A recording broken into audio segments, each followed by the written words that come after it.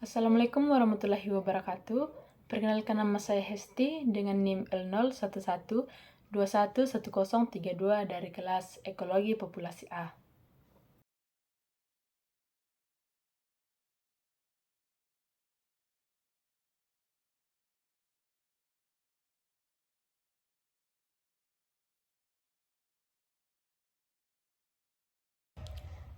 Untuk yang pertama, di sini saya akan membahas tentang genetika populasi ikan. Namun sebelum itu kita perlu mengetahui apa itu genetika dan apa itu populasi. Jadi genetika adalah ilmu yang mempelajari tentang pewarisan sifat pada organisme maupun suborganisme. Sedangkan populasi adalah sekumpulan individu sejenis yang memiliki kemampuan bereproduksi di antara sesamanya yang mendiami suatu ekosistem pada selang waktu tertentu.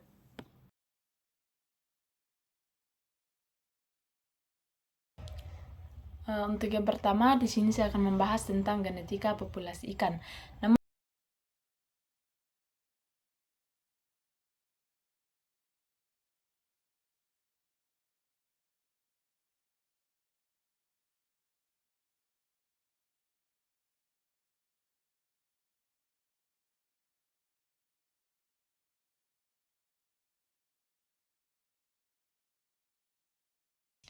dapat dilihat bahwa genetika populasi terbagi menjadi 3 bagian, yaitu morfologi, protein, dan DNA.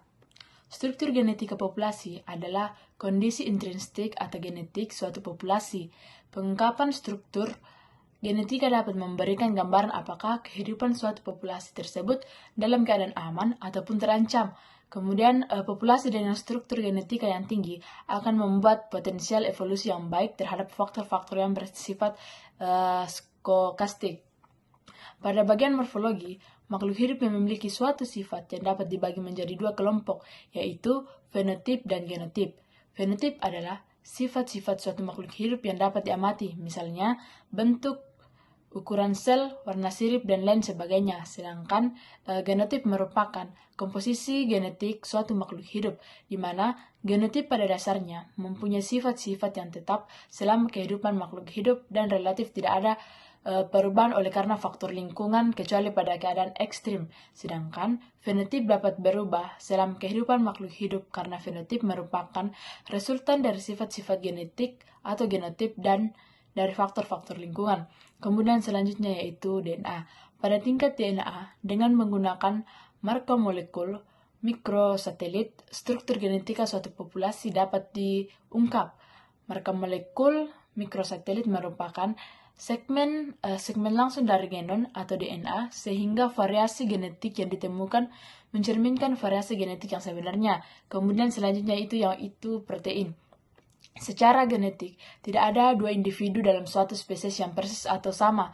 2 individu meskipun merupakan anggota spesies yang sama, keduanya dapat berbeda karena variasi berbagai faktor, diantaranya adalah makanan atau protein yang berbeda dari setiap individunya, sehingga dapat dilihat meskipun makanan dan habitat ikan itu sama, bisa saja ukuran dan bentuknya itu berbeda-beda. Selanjutnya, pada tahapan dinamika populasi, populasi merupakan sekumpulan spesies yang mendiami wilayah tertentu yang mencakup aspek kelimpahan, ukuran ikan, rekrutmen, moralitas, dan pertumbuhan. Selanjutnya yaitu faktor-faktor yang mempengaruhi dinamika populasi ikan. Dapat kita lihat bahwa ada 4 faktor yang tercantum. Yang pertama itu lingkungan, habitat, reproduksi, dan predator. Pada faktor lingkungan menjadi salah satu faktor yang berpengaruh terhadap populasi karena apabila lingkungan atau wadah yang tersedia sempit ataupun kecil menyebabkan ikan dengan mudah stres dan bahkan bisa menyebabkan kematian. Selanjutnya yaitu habitat. Habitat yang sehat menopang spesies, komunitas, perekonomian laut, dan pesisir, karena habitat memainkan peran besar dalam penataan populasi dan memahami interaksi ikan dengan habitatnya. Hal ini penting dilakukan karena dalam penilaian stok gangguan pada lingkungan fisik akibat iklim atau gangguan lainnya dapat berdampak pada perilaku hewan alami seperti pemijahan dan imigrasi. Salah satu dampak frikutasi kondisi laut adalah jumlah ikan muda yang bertahan hidup dari telur hingga remaja setiap tahunnya apabila ketersediaan nutrisi pada habitat lebih sedikit dibandingkan dengan populasi ikan atau ketersediaan pangan yang tidak sesuai dengan umur dan bentuk tubuh ikan. Hal ini dapat menyebabkan ikan jadi kekurangan nutrisi. Selanjutnya itu faktor reproduksi.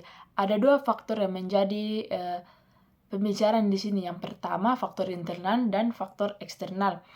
Yang dimana faktor internal meliputi kondisi hormon reproduksi yang cukup memacu kematangan gonad diikuti ovulasi dan pemijahan. Sedangkan faktor eksternal meliputi curah hujan, suhu, sinar matahari, tumbuhan, dan adanya ikan jantan.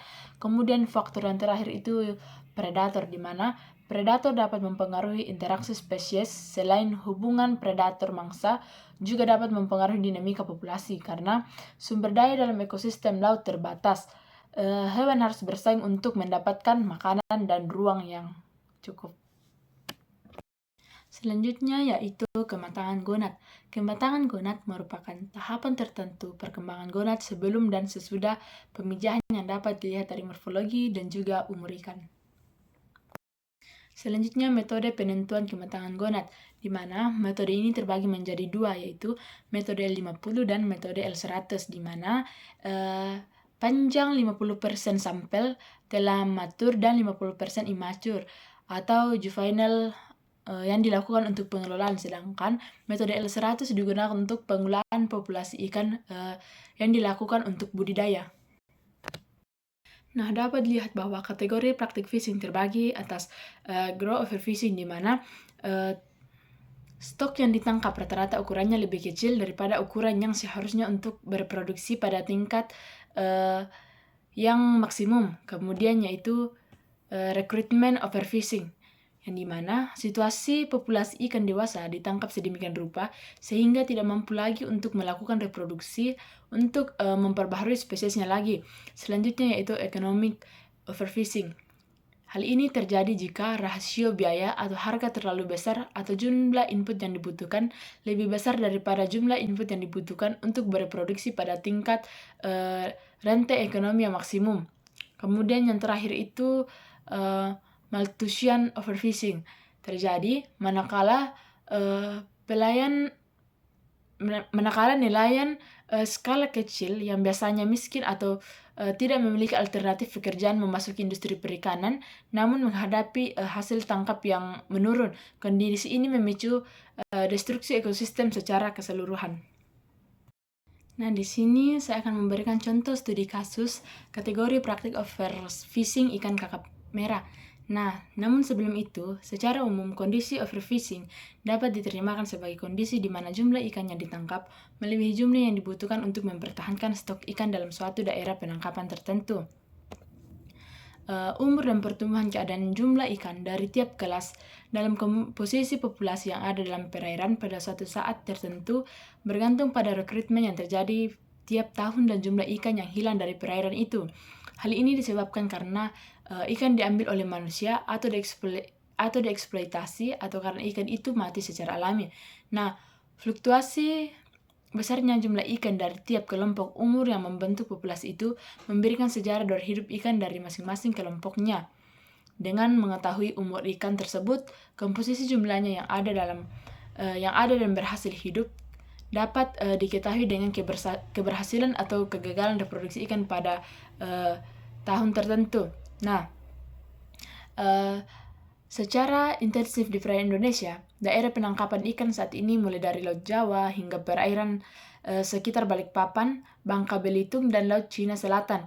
Dengan semakin meningkatnya eksploitasi dari tahun ke tahun, sudah saatnya diperlukan sistem manajemen yang lebih baik untuk tercapainya kelestarian populasi.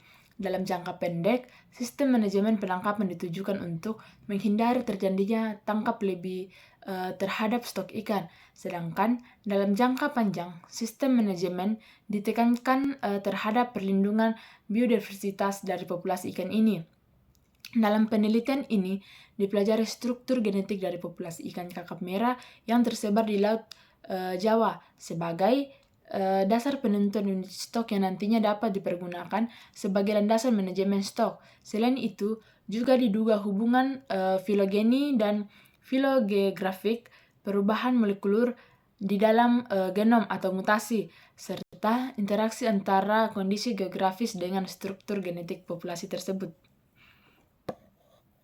Nah, first sexual maturation terdiri atas tahap belum matang, tahap perkembangan, tahap pemijahan, dan regresi. Pada tahap belum matang serupa pada kedua jenis kelamin ditandai dengan ukuran kecil atau berwarna terang gonad.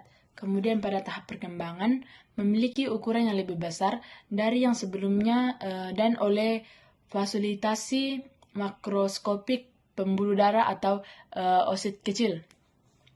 Kemudian selanjutnya itu tahap pemijahan, di mana menyajikan gonad berukuran lebih besar dengan pembuluh darah yang menonjol. Selanjutnya yang terakhir itu regresi, di mana ketika gonad berada di tahap regresi, mereka memiliki warna yang lebih gelap dan flaccidity. Demikianlah presentasi saya pada hari ini, kurang lebihnya mohon dimaafkan. Assalamualaikum warahmatullahi wabarakatuh.